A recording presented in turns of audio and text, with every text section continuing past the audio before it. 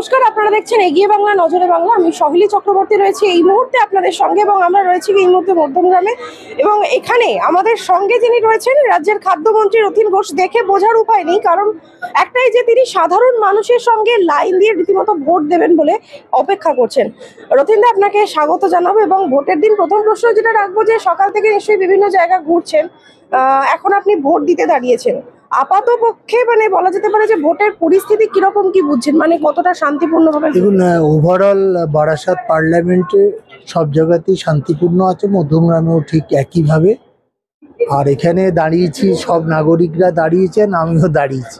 গণতান্ত্রিক অধিকার সকলের সমান। আমি মন্ত্রী, আমি এমএলএ বলে তো আলাদা হয় না। খুব স্বাভাবিকভাবে লাইনে আছি, যখন টার্ন আসবে ভোট দিয়ে দেবো। সকাল থেকে কদম্বগাছি সহ আরো বেশ কয়েকটি জায়গা এবং দিকবেড়িয়া তো কিছু হয়েছে। ওটা দিকবেড়িয়াতে যেটা হয়েছিল, যে এজেন্ট যিনি বসেছিলেন তার কাছে কাগজ ঠিক ছিল না বলে ব্যাপারটা হয়েছে, পরে মিটে গেছে। পরে কদম্বগাছিতেও ঠিক একই ঘটনা, কিছু প্রবলেম হয়েছিল, এখন কন্ট্রোলড। গোটা রাজ্যে আজকে সপ্তম দফা অর্থাৎ শেষ দফার নির্বাচন হচ্ছে। বিগত 6টা দফার নির্বাচন হলো, এবং আজকে হলেই মোটামুটি যে টানা 2 মাস ধরে যে ভোট গ্রহণ প্রক্রিয়া চললো, বলা হচ্ছে যে এটা সব থেকে দীর্ঘ। এর আগে এত দিন ধরে ভোট গ্রহণ পর্ব চলেনি। এই বিষয়টাকে কিভাবে দেখছেন? 2.5 মাস ধরে ভোট হচ্ছে, আমরা একদম লাস্ট ল্যাপে।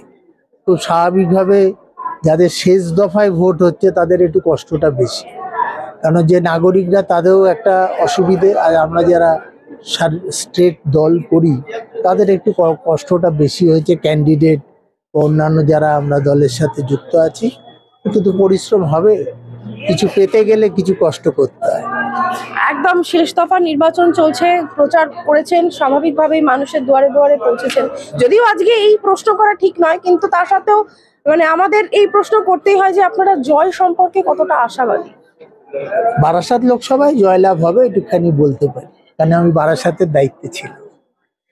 আর মানুষের মধ্যে যে বলা হচ্ছিল যে মধ্যে একটা আছে, নাগরিকরা যথেষ্ট বুদ্ধিমান, তাদের আলাদা করে বলবার কিছু নেই, কিন্তু এবং তারা স্থানীয় স্তরে দেখে কি উন্নয়ন আছে, রাজ্য স্তরে দেখে, এটা দেখে আর কেন্দ্রীয় সরকারের যে বঞ্চনা এই সমস্তগুলো তারা প্রত্যক্ষ করছে। তো আশা করি সেই মতো রায় হবে, মত প্রতিফলিত হবে। এবার একটা নতুন নিয়ম হয়েছে যে মোবাইল ফোন ভোট গ্রহণ কেন্দ্রে অ্যালাউড নয়, এটা তো আগে কখনো হয়নি।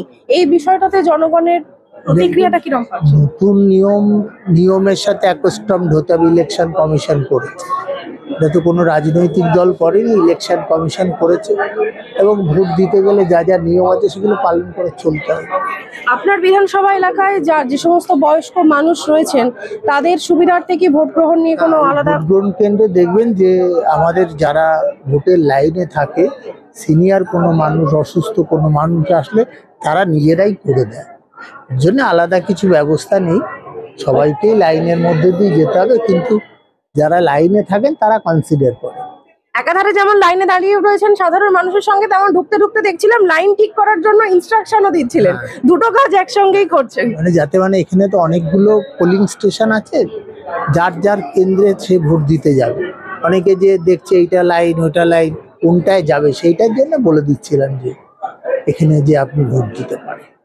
অনেক অনেক ধন্যবাদ। আমরা কথা বলছিলাম রাজ্যের খাদ্যমন্ত্রী তথা মধ্যমগ্রাম বিধানসভার বিধায়ক রথীন ঘোষের সঙ্গে, এবং তিনি দাঁড়িয়ে যে শুধু ভোট গ্রহণ কেন্দ্রে দাঁড়িয়ে রয়েছে এমনটা নন, সাধারণ মানুষের যাতে সুবিধা হয় সেই কাজও তিনি সমানভাবেই সকাল থেকে করছেন। সারাদিন ভোট গ্রহণ পর্ব কেমন চলছে সেদিকে আমাদের নজর থাকবে। দেখতে থাকুন, সঙ্গে থাকুন এগিয়ে বাংলা নজরে বাংলা। অঙ্কিত মুখার্জির সঙ্গে সহিলি চক্রবর্তী, রিপোর্ট, মধ্যমগ্রাম।